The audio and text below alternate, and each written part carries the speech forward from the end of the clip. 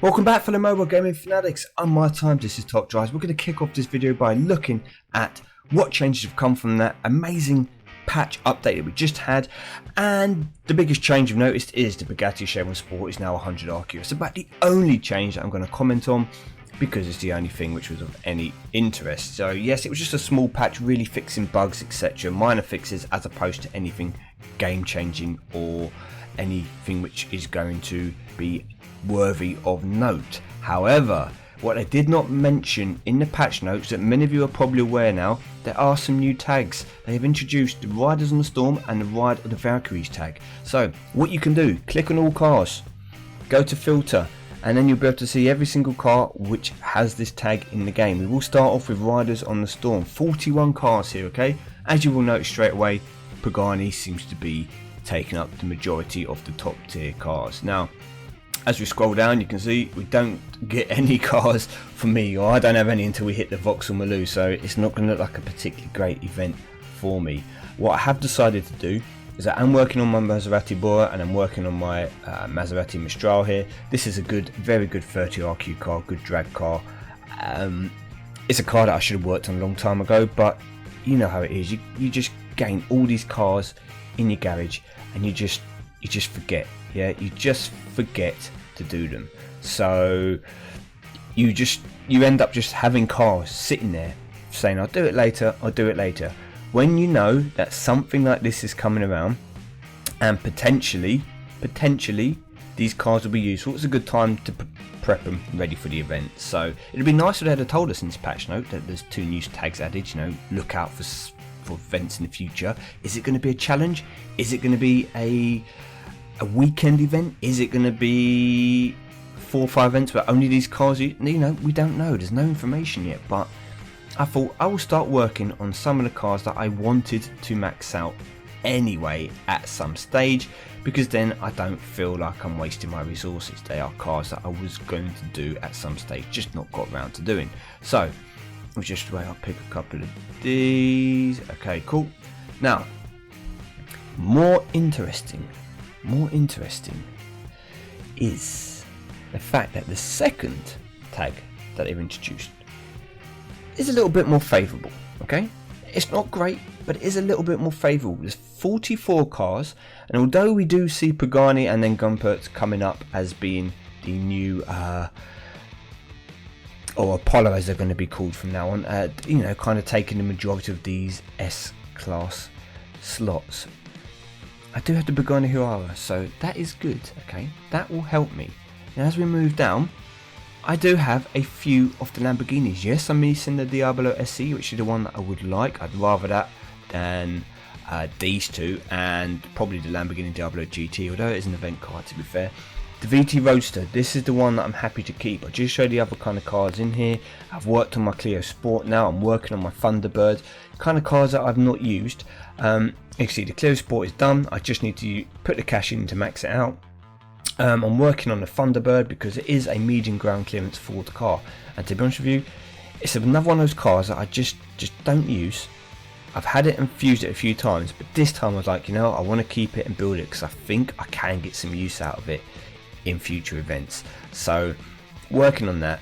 But the one car here that I really want to finish is the Diablo VT Roadster, and 2 more upgrades to go. It's going to go into chassis and then into engine.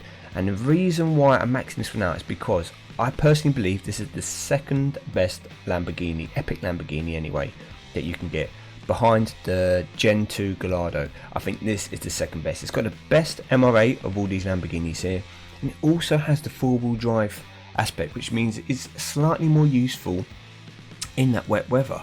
Now, it doesn't have the traction control. Okay, yes, you do want traction control ideally in the rain. Not having traction control is going to be a slight hindrance, but as you can see with all these other Lamborghinis, because they're all older, they don't have the traction control either. So this is still going to perform the best in the rain, and it has the best MRA, and it's not exactly like a million miles behind in terms of top speed. So for me, this car is the one that you would work on, so I'm happy to finish that off. Now that all kind of knits in nicely with the event that's going on at the moment. So let's just click on the event, and you will see here we have the RUF RTR finals. Now you can buy cars for this. You can come out and buy Great Exhibition 2000 carbon fibre cars. There was also a special Great Exhibition 2000 premium kind of pack deal where you could get a ceramic pack guaranteeing you at least one Super or better Great Exhibition 2000s cars. Now there was 5 of them and they were priced at $42,000 in game, so they're exactly the same as buying any of these premium packs, you know, almost the same as you coming over here and buying a premium UK car pack, except you're guaranteeing a car that you can use in the RUF finals. Now if you decide you did those, I didn't use Goldenham. I would definitely not recommend you use a Goldenham, but I did use my cash because that is easier to replace. We also have the UK carbon fibre pack. If you're feeling lucky, you might get something from here as well. Say if you've got an abundance of gold, you might blow through your 15 packs here and be tempted to try your luck 5 times on this. Not what I would recommend, I'll be honest, but each to their own. You could potentially get something from there as well. However, normally I would say go for these packs if you want to, rather than because you're going for a car in the final, unless you are so close to getting into, say, the tier 1 or tier 2 or tier 3, whatever it may be, and you're like one car away from guaranteeing it, then you may be willing to take a risk to see if you could get a car in one of these packs to do so. However, the prizes for this finals is slightly different. As we scroll along, you can see the RUF here. This is a German killing machine. Okay, this is going to be an absolutely amazing car to have. It's got 90 handling, 2.80 to 60 and 218 top speed as standard. You've got a 4-wheel drive as well. As you click on it, you know, ABS, traction control, lovely, all the good stuff here, what you would expect from a top RUF car. However, tier 2, interestingly, as we see here, has a Riders on the Storm car, the Pagani Zonda C12. So this is really interesting. None of these other cars carry any new tags, but this Pagani Zonda does. So if you were to give someone the opportunity now, not even playing the event, say you can take tier 1 or tier 2, what would you take? I'm assuming 95% of people would still take tier 1 because you get more gold, you also get an S car, and it is an event car. Okay, so it makes sense still to take tier 1 if offered. However, I think there'll be a lot more competition for people trying to actively get into tier 2, because the tier 3 carbon fibre and the GMC Sierra All Terrain might have been okay if you know you're just going to play casually. For me, for example, if I've got a busy weekend, I could just try and make sure I get tier 3. I'm not really worried. I don't have to play too hard. However, the tier 2 I could do with another Riders on the Storm car, simple, and I haven't got to pay for this one. I've just got to play the game.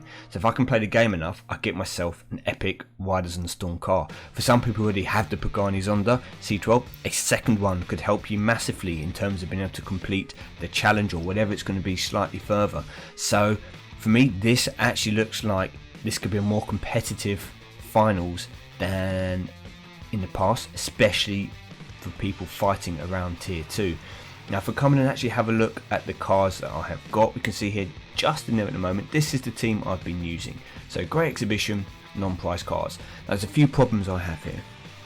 Firstly, I'm missing 2 cars, okay? I'm missing the Lotus Exige S1 and S2. Ideally the S1, that is the car you really want. If you don't have that, the S2 can, you know, it can fill in, should we say.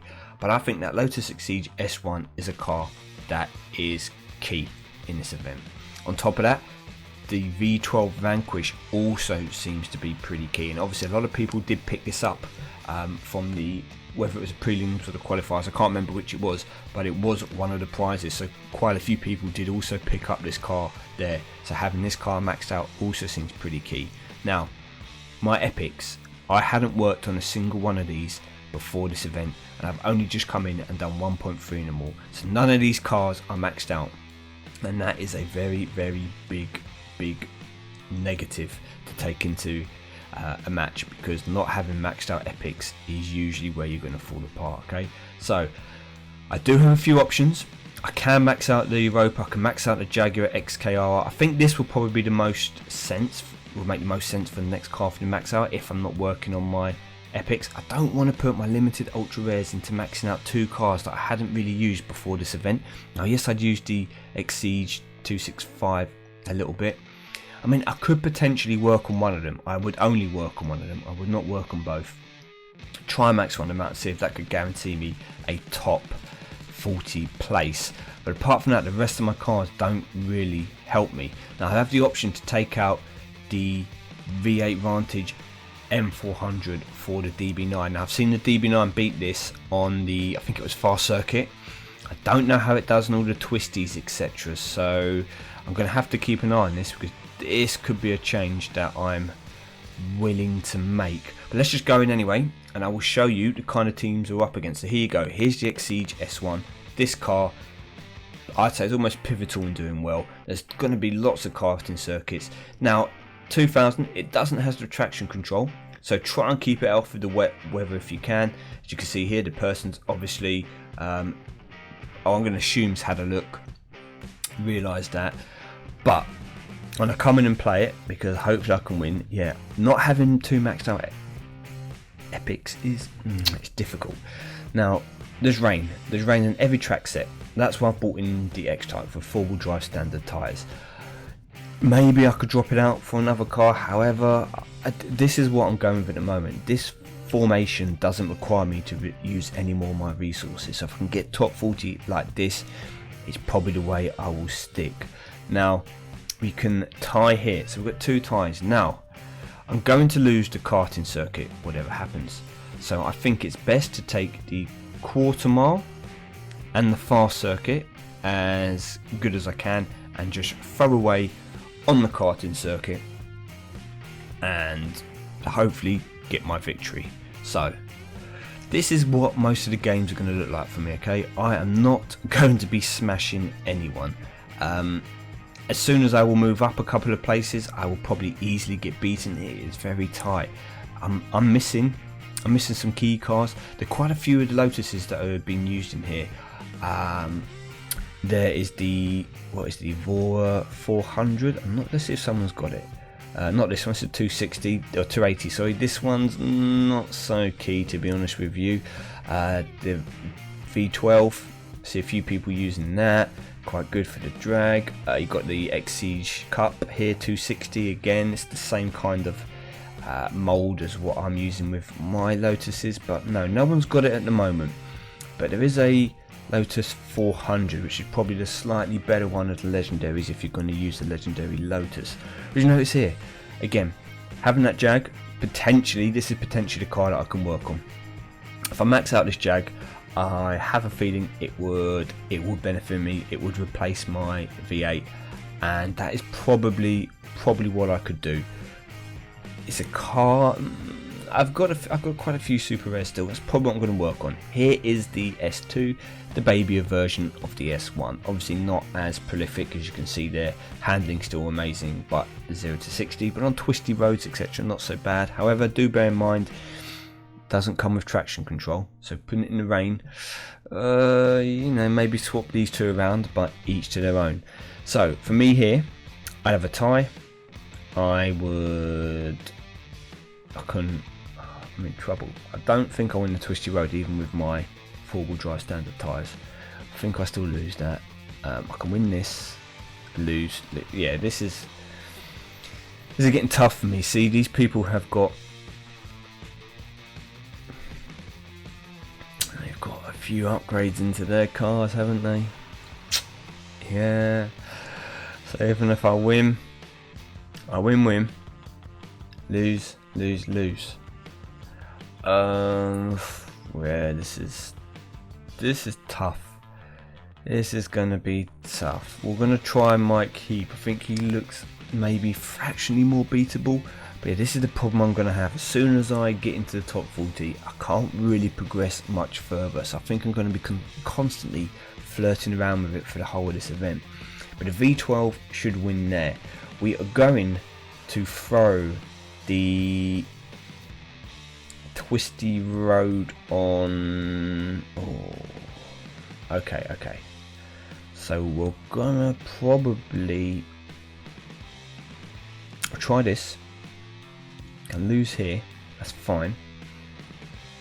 I think we can take a victory here, and although we're going to probably lose here as well, the hairpin road, We needed like an extra upgrade in that. Yeah, we needed the extra upgrade in the handling to be able to get through and take a victory there. But I know that's fine. As long as the V12 wins this, which it does. I don't know if my Jaguar is the way forward. And as I said, probably getting rid of this Aston Martin would help me. This is going to be key. Do I win this? Yes, we do. Okay. Wasn't sure, but that's good. That's part of the reason why I've kept the X-Type, just for the rain. Even if it does lose, it should still only lose by 50 points. And we are just going to sneak a victory here. So there we go. Very, very close. Got the win. Got the W. Thumbs up. All gravy. But this is about as high as I'm going to get. As soon as I try and progress even further, I will get smashed down very, very easily. So I think my tactic is going to be to try and not push myself up too high and get a load of being easy target. Try and keep myself around the 20 to 30 mark for a couple of days and see how it goes. Now, in the meantime, rightly or wrongly, I am going to work on this Jaguar and finish it, because I have already done some preparation to it. As you can see here, this wasn't for this event, this is just from before. It was a car I thought, you know what, I've used it a few times, let me actually max it out. I've used it in a couple of Jag events. Doesn't have a great win ratio, but that's because, as you see, it's not been built up. So I think now is a good time to build it, to be honest with you. Now is probably the time where I say, you know what, let's get to work on you. So let me just find a couple of cars that I'm not too worried about building at the moment, that I don't think are going to be used in, that don't have any tags with them either. Now there we go.